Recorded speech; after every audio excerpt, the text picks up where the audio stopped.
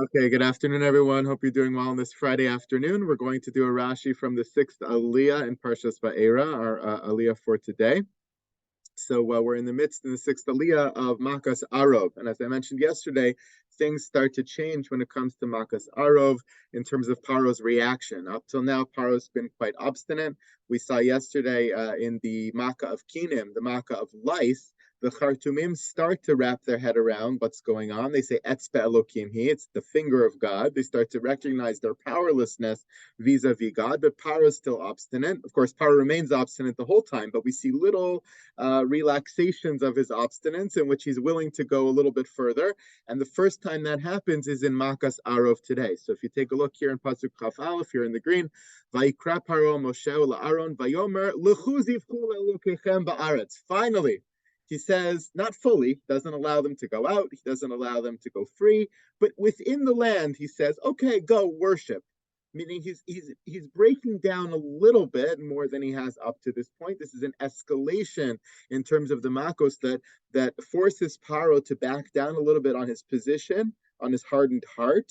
And so he's willing to give in a little bit. He's willing to allow them to worship in a way that they hadn't been up till now, but only in the land. Of course, Moshe argues back, Moshe, lo nachom, we can't do that. Ki toavas Mitzrayim nizbach Lashem Elokeinu. And nizbach is toavat Mitzrayim le'neim v'lo yiskalunu. You're sentencing us to death. You want us to worship in your land? We're going to sacrifice to our God. We're going to take your Egyptian gods, these animals that you worship, and sacrifice them to our God. They're going to stone us in the streets. That's equivalent to us dying. So what's the purpose in that? We're only going where we want to go. 3 days journey off into the desert, out of the eye shot of the Mitzrayim, of the Egyptians, and we're going to do our thing over there, back and forth, back and forth. Finally, Paro agrees, and Moshe starts to pray for the Arov to be removed. And the language of prayer here is always atara. Vayomer Moshe, Hine anochi yotze mimach va'atarti el Hashem. I'm going to leave your presence and I'm going to daven to Hashem. Besar he'arov mi paro me'avadav me'amo machar. And the Arov, these wild animals, will be gone from Paro, from his servants, from his nation tomorrow.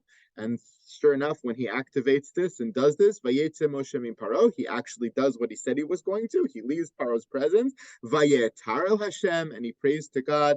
This language of Vayetar is very interesting. We see it already with Yitzchak. We see it with some of the avos praying in this way. There's various words for prayer that are employed by the Torah and by the Tanakh. Vayetar is the specific language for intensified tefillah. As Rashi says over here, Vayetar al Hashem, nit ametz b'tefillah. He made an extra effort in tefillah. It's more serious tefillah. Vayetar Yitzchak lenochach ishto ki akarahi. When Yitzchak is praying for children, it's that language of Vayetar. He prays with extra fervor, with extra effort, with extra kavanan, in a much more intense way than normal. So that's the kind of prayer that Moshe is employing over here, time and time again, in all of these makos, Vayetar el Hashem. What I want to focus on now is actually what happens and what he davens for in terms of the Makkah ending. Right, and I think what's important to see in all of these makos is that there's a few pieces to the story. There's Moshe Rabbeinu's approach, or Moshe and Aaron's approach to Paro, what they say is going to happen. Then what they demand. Then what actually happens. Then what happens in order to remove that makkah and Paro's reaction to that. Those are the steps that happen. So here, the Arov gets very bad. That's step one. They make a request of Paro. Paro says no. Paro says yes. There's a negotiation piece. Then there's, okay, we're going to pray for this to stop. Then they pray for it to stop, and it stops. And then there's always the punchline of what happens to Paro after it's over. And like we see here, his heart is hardened. Again, he refuses. So those are the various stages of what happens here. The stage, I would say, that's most ignored in the story. We focus a lot on what does Moshe ask for? What is Paro's response? Does he give in a little bit? And then does he retract it in the end? We focus a lot on that and what happens during the Makkah. We get to Makkah's Choshev, what's happening in the Jewish homes, in the non-Jewish homes. Is there light? Is isn't there light? What's the discrepancy? Which plagues hit the city? Which plagues hit the fields? We focus so much on what happens during the plague, but I think the piece that's less focused on is what happens after Moshe Rabbeinu prays. What happens when the plague subsides? And there's a lot to learn in that in terms of the differences between the cases. So take a look over here. Vayas Hashem kidvar Moshe. Moshe asked for what? Oops, sorry. Moshe says, Visar ha'arov mi paro. What he's going to ask for is that the arov should be sar, it should be removed. And sure enough, that's what God does. Vayas Hashem kidvar Moshe. Hashem accedes to Moshe's demand. Vayasar ha'arov mi paro me'avadav me'amo lo nishar echad. The arov is gone. Now, how is it gone? I don't know. Do they run away? Do they run into the fields? Do they just disappear? We're not told that. But somehow these wild animals are gone. They're back in their normal place. They just are removed. Not one remained. Lo nishar echad. So Rashi points out that this is a very different approach than what happened to Makas Tzvardeya. Take a look over here, and then we'll do the Rashi after. In Makas Tzvardeya, in yesterday's Aliyah, Moshe and Aaron pray that the plague should be over. Vayetze Moshe v'Aaron min paro, vayitzak Moshe l'Hashem al devar tzardim asher sam l'paro. They start to call out to God. Here it's not vayetar, it's vayitzak. You see already the difference in the language of tefillah. They're calling out to God about the tzvardeim. Vayas Hashem kidvar Moshe. Again, Hashem agrees to Moshe's demand, but what is it this time? Vayamusu atzvardeim min abatim min achatzeros min asados. All the ones that were out of the Nile, in the places they shouldn't be, what happened to them? They died there.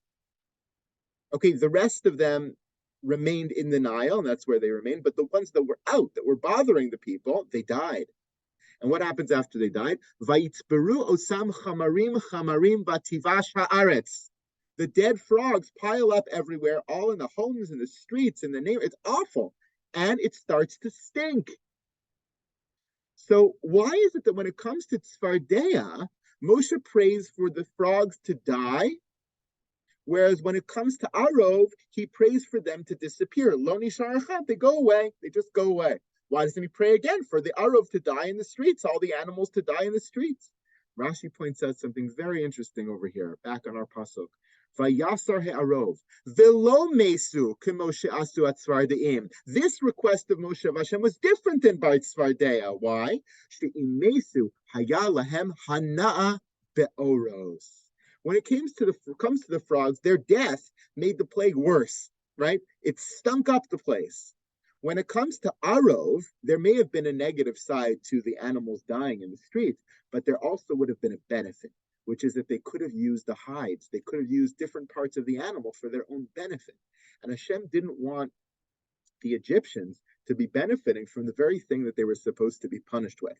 And even when the punishment is removed, so we can get back to neutral, they don't need to be punished anymore through the Makkah, but we certainly don't need them to be rewarded. I think it's a fascinating Rashi. It's something we can easily overlook when you're looking at this story, is what are the differences and how the plagues are removed. But I think aside from just alerting us to the interesting differences in the text, I think what it also highlights is just how subtle Hashem's message was to the Egyptians at every stage, whether they're being punished, whether they're removing punishment, or whether they're being given hana, is a very, very different story. And one has to analyze at every stage of the game what Hashem's approach was to Bnei Israel, but also certainly to the Egyptians. Hopefully, everyone should have a wonderful Shabbos ahead, and looking forward to seeing you next week. Take care, Shabbat everyone. shalom. Shabbat shalom. Shabbat shalom. Shabbat shalom. Thank you. Shabbat shalom.